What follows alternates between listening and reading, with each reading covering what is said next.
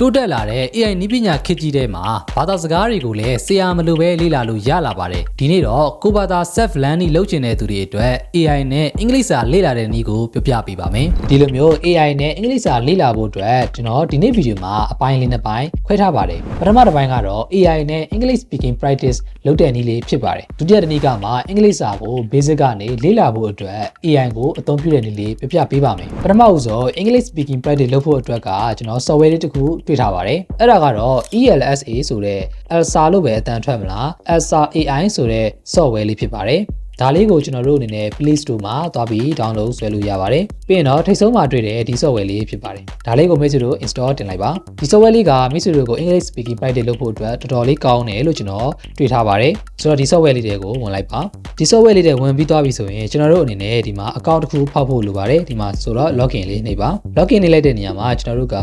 ဒီမှာအောက်က Google logo လေးကိုနှိပ်ရမှာဖြစ်ပါတယ်ဘာလို့လဲဆိုတော့ account ဖောက်အောင်မှာဖြစ်ပါတယ် Google လေးကိုနှိပ်လိုက်ပါပြီးကန်မှာကျွန်တော်တို့ setting မှာရှိတဲ့ Google account တစ်ကောင်ကိုရွေးပြီးတော့ login ဝင်ပေးလိုက်ပါဒါပြီးတော့ရင်တော့ကျွန်တော်ဒီတက်ရောက်သွားပါပြီကျွန်တော်တို့ account ဖောက်ပြီးလို့ဝင်သွားပြီဆိုတာနဲ့ကျွန်တော်တို့အနေနဲ့ဒီမှာ practice လုပ်လို့ရတဲ့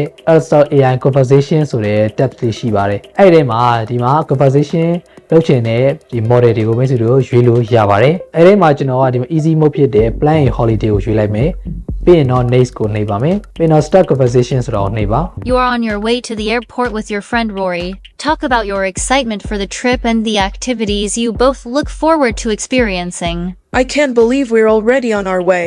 Are you excited? အဲ့ဒီမှာသူကမေးခွန်းတွေစပြီးမေးတယ်ပေါ့နော်ကျွန်တော်တို့ကသူမေးလိုက်တဲ့မေးခွန်းပေါ်ကိုမူပြီးတော့ပဲကျွန်တော်တို့က conversation တစ်ခုစောင့်အောင်မှာဖြစ်တယ်ဆိုတော့ဒါကကိုက idea မရှိနေဘူးပေါ့နော်အင်္ဂလိပ်လိုပြောဖို့တော့ idea မရှိနေဘူးဆိုရင်တောင်မှကျွန်တော်တို့ conversation စဖို့အတွက်ကိုကအဖြေလေးတွေနဲ့ပဲကိုကဆက်သွားလို့ရပါတယ်အဲ့တော့ excited ဖြစ်လာလို့မေးတယ်ပေါ့နော်အဲ့ဒါပြီးတော့ဒီအောက်ကပေါ့နော်ဒီ speaker ပုံလေးကိုနှိပ်ပြီးတော့ကျွန်တော်တို့က allow ကိုနှိပ်ပြရပါတယ် I'm so excited အဲ့လိုလေးပဲပို့ပေးလိုက်ပါ We're going to see so many animals. What are you hoping to see? သူကထပ်ပြီးတော့ကျွန်တော်စကားလုံးလေးတွေထပ်မေးလာပါတယ်အဲ့ဒီအတိုင်းပဲမိတ်ဆွေတို့ကလည်းသူကပြန်ပြောရုံပါပဲကျွန်တော်တို့အနေနဲ့အကုန်လုံးပြီးသွားလို့ပေါ့နော် view result ဆိုတာလေးကိုနှိပ်လိုက်ရင် Roleplay completed. Well done. We are computing your feedback. သူကကျွန်တော်တို့ရဲ့မှာဒီမှာပေါ့နော်အင်္ဂလိပ် level ကိုသူကဒီတစ်ချက်တွက်ချက်ပြီးရပေါ့နော် vocabulary ဘယ်လိုရှိတယ် grammar ဘယ်လိုရှိတယ်ပေါ့ဒီမျိုးလေးတွက်ချက်ပြီးတော့ပါတယ်ဒါဆိုရင်ကျွန်တော်တို့အနေနဲ့လည်း quiz scale ကိုသိရမှာဖြစ်တယ်ပေါ့နော် okay ဒါကတော့ကျွန်တော်ကဒီ 𝗙𝗏 AI ကိုတစ်ချက်လောက်ကျွန်တော်သဘောကျလို့ကျွန်တော်ပြပြပေးတာပါနောက်ထပ်ကျွန်တော်တို့ speaking practice လုပ်လို့ရမယ် free website တစ်ခုရှိပါတယ်ဒါကတော့ speak and improve ဆိုတဲ့ website ပါကျွန်တော်ကတော့ Google Chrome ကိုသုံးနေပေါ့နော် Google Chrome မှာကျွန်တော်ရင်တော့ Google Chrome ကိုသွားလိုက်တယ်သွားပြီးတော့ကျွန်တော်ကဒီမှာspeak and improve ဆိုပြီးတော့ရှိတယ်ဒီ website ကိုဝင်လိုက်ဒီထိပ်ဆုံးမှာ speak and improve ဆိုတဲ့ website လေးရှိပါတယ်ဒီ website ကတော့လုံးဝ free ဖြစ်ပါတယ် free သုံးလို့ရတယ်ပေါ့နော်ဒီမှာကျွန်တော်တို့ start speaking ဆိုပြီးတော့နှိပ်ပါဒါပြီးရင်တော့ကျွန်တော်ဒီမှာ answer question ပေါ့နော်တော့ question လေးတွေပဲဖြေရတာဖြစ်ပါတယ်เนาะပြီးရင်တော့ next ကိုနှိပ်ပါအဲ့ဒီမှာသူက part 1အနေနဲ့ပေါ့နော်သူက question 8ခုရှိမယ်ပေါ့နော်အဲ့ဒီမှာ question 1ကနေ4ထိကကျွန်တော်တို့အနေနဲ့10 second အတွင်းဖြေလို့ရမယ်ပေါ့နောက်တစ်ခုကကျွန်တော် question 5နဲ့8ခုကြတော့စက္ကန့်20ပေးထားတယ်ပေါ့သူစက္ကန့်ပေးထားတာပေါ့နော်သူအချိန်တော်တွင်းဖြည့်ပေးရတယ်ပေါ့ဒါအရန်လွယ်ပါတယ်နော် next ကိုနှိပ်ပါပြီးရင်တော့ start What's your name? What is your name ဆိုတော့မေးတယ်ပေါ့ဒါကိုကျွန်တော်ပြန်ပြီး listen ပြန်နားထောင်ချင်တယ်ဆိုရင်ပြန်နားထောင် What's your name? အဲ့တော့မှကျွန်တော်ဒီမှာကိုပြန်ပြီးဖြည့်ချင်တယ်ဆိုရင်တော့ start speaking ကိုနှိပ်ပါ My name is 𝗙𝗏 start နှိပ်ပြီးတော့ဒါတစ်ချက်next နှိပ်ပြီးပို့လိုက်လေရတယ်ကိုယ့်ရဲ့အတန်ပြန်နားထောင်ချင်တယ်ဒါလေးကိုနှိပ်လိုက်ရတယ်ပေါ့နော် My name is 𝗙𝗏ဒါအရင်ရုပ်ရှင်တဲ့မေးခွန်းလေးကိုမေးနေရပါကျွန်တော်ကလည်း view တလေးပြန်ဖြေလိုက်တယ်ပေါ့နော် next ကိုနှိပ်ပါတယ် How do you spell your family name? အဲ့လိုပဲသူကမေးတယ်ပေါ့နော်ဒီ question 2 or 8ပေါ့နော်8ခုမြောက်ထိမေးပါလိမ့်မယ်8ခုပြီးသွားပြီဆိုတာနဲ့ကျွန်တော်ဒီလိုမျိုးလေးကျွန်တော်ဒီသူက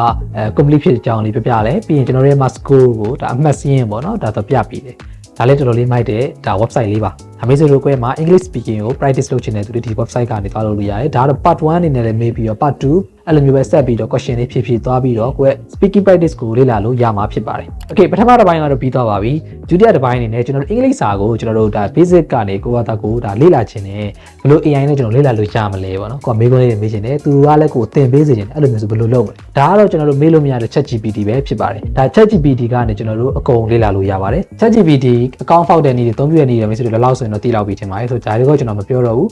okay ChatGPT တဲ့ရောက်သွားပြီပေါ့ ChatGPT တွေရောက်သွားပြီဆိုတာနဲ့ကျွန်တော်တို့အင်္ဂလိပ်နဲ့ပတ်သက်ပြီးတော့ကျွန်တော်တို့ကမေးမှဖြစ်တဲ့အတွက်စပြီးတော့ ChatGPT ကိုမိတ်ဆက်လိုက်ပေါ့နော် I want to ask about English ဘာညာပေါ့ဆိုတော့ဒါကိုရိုက်လို့ရေးလို့ရပါတယ်အဲ့လိုပဲမေးလိုက်တာနဲ့သူကအဆင်ပြေတယ်သင်ပေးမယ်ဘာညာပေါ့နော်ပြန်ပြောလိမ့်မယ်အဲ့ဒါမှမိတ်ဆွေတို့ကိုကြိုက်တာစပြီးတော့မေးရုံပါပဲ Okay please give me basic grammar rules ပေါ့နော် basic grammar rules တွေပြောပါဆိုပြီးမေးလိုက်ပါမယ်အဲ့ဒီမှာသူကအများကြီးကိုတိုက်ရိုက်ချပေးသွားပါတယ်ကျွန်တော်တို့အနေနဲ့ဒီမှာဝါစင်ကရှင်မျိုးကြောင့်မေးရင်လေဒီမှာဝါစင်ကရှင်မျိုးကိုသူကတိုက်ရိုက်တန်းစီပြီးတော့ချပေးသွားပါတယ်ဒါကကျွန်တော်တို့အရန် basic ကြလွန်းတဲ့အမေးခွန်းတွေကိုမေးပြီးတော့မိတ်ဆွေတို့လုပ်လို့ရပါတယ်နောက်တစ်ခုကတော့ကျွန်တော်တို့အနေနဲ့ generate the English vocabulary quiz ဆိုပြီးကျွန်တော်ကမေးလိုက်ပါမယ်ဒါကတော့ကျွန်တော်တို့ vocabulary ပို့ရဖို့အတွက်ဒါ quiz လေးတွေကျွန်တော်တို့က generate လုပ်ခိုင်းတာဖြစ်ပါတယ်အဲ့ဒါဆိုရင်သူကကျွန်တော်တို့ကိုမေးခွန်းလေးတွေမေးတယ်ကျွန်တော်တို့ quiz လေးတွေအများကြီးကိုထုတ်ပေးသွားပါတယ်ဘယ်နှခုလဲဆိုတော့10ခုပေါ့နော်ပြီးရင်အဲ့ဒီအောက်မှာသူမေးလိုက်တဲ့မေးခွန်းတွေမှာကျွန်တော်တို့ကဒါ multiple choice တွေပေါ့နော် A B C D အဲ့လိုမျိုးလေး multiple choice တွေမှာသူမေးလိုက်တဲ့မေးခွန်းတွေအဖြေပါတိုက်ရိုက်ဒီမှာ answer ဆိုပြီးတော့ခါတယ်ဖြည့်ပြီးတော့မှာဖြစ်ပါတယ်နောက်တစ်ခုကတော့ကျွန်တော်တို့ public transportation တွေမှာကျွန်တော် English နဲ့ဘယ်လိုမျိုးမေးမလဲပေါ့ကျွန်တော်လက်ချက်ထားလမ်းကြောင်းနေမေးမလားကားလမ်းကြောင်းနေမေးမလားစသဖြင့်ပေါ့နော်အဲ့ဒါဆိုရင်လည်းဒီလိုမျိုးလေးမေးလို့ရပါတယ်အဲ့ဒီမှာသူကဒီ public transportation နဲ့ပတ်သက်တဲ့အသုံးအနှုန်းတွေကိုအများကြီးပြပေးသွားတယ်အဲ့ဒါမှဒီအောက်မှာပေါ့နော်ဒီမှာ common phrase ဆိုပြီးတော့ဒါသူသုံးများတဲ့အသုံးများတဲ့ကျွန်တော်ဒီလိုမျိုးစကားလုံးအသုံးလုံးလေးတွေရှိရပေါ့ where is the nearest bus or train station အဲ့လိုမျိုးမေးတယ်ပေါ့နော်ဆိုတော့ဒီ ChatGPT ကိုကျွန်တော်ဒီလိုမျိုးတွေအကုန်လုံးရိုက်ပြီးတာမင်းတို့ကိုရှာပြနေရင်ပြီးမှာမဟုတ်တော့ပါဘူးဆိုတော့ဒီ ChatGPT သုံးတတ်ဖို့ဒီကျွန်တော်တို့ဒီ ChatGPT ကိုဒီလိုမျိုး print တွေရေးတတ်ဖို့လိုပါတယ်ဆိုတော့မိတ်ဆွေတို့ကအင်္ဂလိပ်စာလေ့လာဖို့အတွက် ChatGPT print တွေကိုကိုကဘယ်လိုမေးရမလဲဆိုတာခေါင်းထဲမှာ idea မရှိနေဘူးဆိုရင်တော့ကျွန်တော်မိတ်ဆွေတို့ကို website လေးတစ်ခုပြောပြပေးပါမယ်အဲ့ဒီ website မှာအင်္ဂလိပ်စာနဲ့ပတ်သက်ပြီးတော့ ChatGPT မှာမေးလို့ရတဲ့ print တွေကိုသူကစူးစီးပေးထားတာဖြစ်ပါတယ်ဆိုတော့အဲ့ website လေးရဲ့နာမည်ကတော့ကျွန်တော်တို့ learnprint.org ပဲဖြစ်ပါတယ် learnprint.org လို့ရိုက်ရှာလိုက်ပါဒါဆိုရင်ဒီ website ထဲကိုတန်းရောက်သွားပါမယ်အဲ့ဒီ website တွေတန်းရောက်သွားရင်အောက်ကလေးကိုနည်းနည်းလေးဆွဲချပေးပါပြီးရင်ဒီအကွက်လေးတွေပေါ်လာပါလိမ့်မယ်ဒီအကွက်လေးတွေအောက်ကလေးနည်းနည်းဆွဲချပြီးတော့ဒီမှာ print for language learning ဆိုပြီးရှိပါတယ်အဲ့ဒါကိုနှိပ်ပါအဲ့ဒီမှာဆိုရင်သူက print တော့အခု60ကျော်တောင်သူကထည့်ပေးထားပါတယ်ဒီထဲမှာ print 1ဒါလေးတွေကိုမိတ်ဆွေတို့ကလိုက်ကြည့်ပြီးတော့သူဒီမှာ4000ကွက်လေးနဲ့ကွက်ထားတဲ့ဟာလေးတွေမှာမိတ်ဆွေတို့ကကိုထည့်ကျင်တဲ့စကားလုံးအသုံးအနှုန်းလေးတွေပြောင်းပြီးထည့်သွားရုံနဲ့မေးလို့ရပါတယ်ဒီမှာဆိုရင် can you explain the difference in meaning between word 1 word 2ဆိုပြီးတော့ရှိတယ်ဒါမိတ်ဆွေတို့ကိုကြိုက်တဲ့စကားလုံးအစားထုတ်ပြီးသုံးထည့်သွားရုံပါပဲဒါကဘယ်လိုမျိုး copy ကူးသွားလို့ရမလဲဆိုရင်ဒီနားလေး select လေးလက်လေးနဲ့ကြာကြာလေးဖိလိုက်ပြီးရင်ဒီမှာအဲ့ဒါလေး copy ဆိုပြီးတော့နှိပ်ရုံပါပဲ copy နှိပ်ပါပြီးရင်ခုနကတော့ကျွန်တော်တို့ ChatGPT မှာသွားပါ ChatGPT မှာ page ချလိုက်ပါလက်လေးနဲ့ကြာကြာလေးဖိလိုက် PSD page နဲ့ပြီးရင် target language ဆိုတာကသူက4000ကွာလေးနဲ့လုပ်ထားတာဖြစ်တဲ့အတွက်အဲ့ဒါလေးကိုဖြတ်ပြီးတော့အင်္ဂလိပ်လိုပြောင်းလိုက်ယူပါပဲဒါ target language မို့လို့เนาะတခြားဒါ4000ကွာထဲမှာပြောင်းလို့ရတဲ့ဟာတွေကတော့ကိုယ်ပါတော့ကိုချီကျက်ပြီးပြောင်းအောင်မှာဖြစ်ပါတယ်ဒါဆိုရင်ဒီမှာအတိုင်းလေးပဲထည့်ပြီးတော့မှာဖြစ်ပါတယ်เนาะဟုတ်ကဲ့ပါဆိုတော့ဒီလောက်ဆိုရင်မိတ်ဆွေတို့အနေနဲ့ AI ကိုသုံးပြီးအင်္ဂလိပ်စာကိုတော့လေ့လာတတ်လောက်ပြီလို့ထင်ပါတယ်နောက်ပြီးတော့ AI နဲ့အင်္ဂလိပ်စာလေ့လာတာကိုဒီလိုကျွန်တော်ဗီဒီယိုတင်မလုံလောက်ဘူးလို့ထင်နေဆိုရင်တော့ YouTube မှာပဲ AI နဲ့အင်္ဂလိပ်စာလေ့လာနေဒါမှမဟုတ်လည်းအင်္ဂလိပ်လိုပဲကိုယ့်အသားကိုရိုက်ရှာပါတော့ How to learn English with AI အဲ့လိုမျိုးရိုက်ရှာပြီးတော့ဒါဗီဒီယိုဖိုင်တွေအများကြီးကိုသွားကြည့်လို့ရပါတယ်เนาะကျွန်တော်တို့ idea knowledge share မှာ online သင်တန်းအနေနဲ့ service တွေရှိပါတယ်ဒါတွေအကုန်လုံးကိုဒီ video description မှာရေးပေးထားပါတယ်ထုံးစံအတိုင်းပဲဒီဗီဒီယိုလေးကိုကြိုက်တယ်ဆိုရင် like ပေးပြီးတော့ comment မှာလည်း okay လို့ရေးခဲ့ပါနောက်တဲ့ဗီဒီယိုမှာပြန်တွေ့ပါမယ်ကျွန်တော်နာမည်ကြည်စိုးဝင်းပါ bye bye